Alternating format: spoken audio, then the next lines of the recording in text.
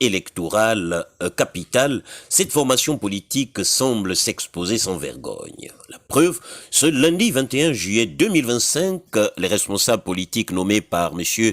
Ali Bongo Ondimba, se réclamant toujours président de cette nébuleuse, voulant tenir une réunion à ce siège, n'ont pas eu accès à la salle. Monsieur le secrétaire général, adjoint 1, nous en fait l'économie.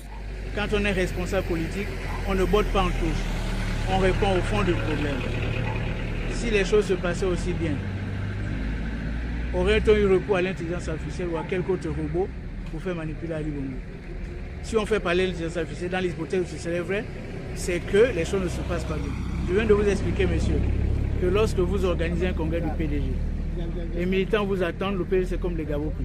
Vous vous attendez depuis l'intérieur du pays, les PDG vont venir pour le congrès. Parce qu'il y a d'abord, avant le congrès, proprement dit, les conseils provinciaux qui actent des mesures qui seront prises au congrès et adoptées là-bas, sous forme de résolution. Parfois, de modification même des textes. Ça se passe à l'intérieur du pays.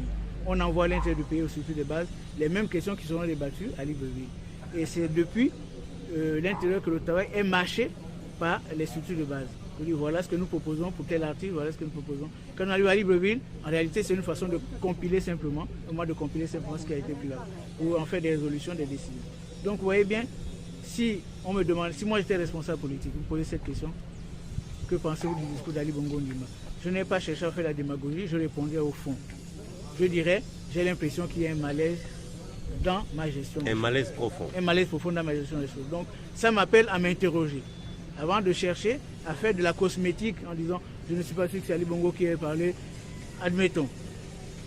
Aujourd'hui, vous avez des conférences qui auront lieu bientôt au Brésil sur les COP 31 ou 32.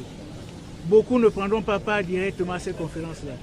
Ils resteront à Madagascar, à Kuala Lumpur, et on les interviewera depuis le Brésil par l'intelligence artificielle. L'intelligence artificielle n'est pas une injure, c'est une façon de faciliter les communications. Vous êtes un communicateur, vous savez à quoi ça sert.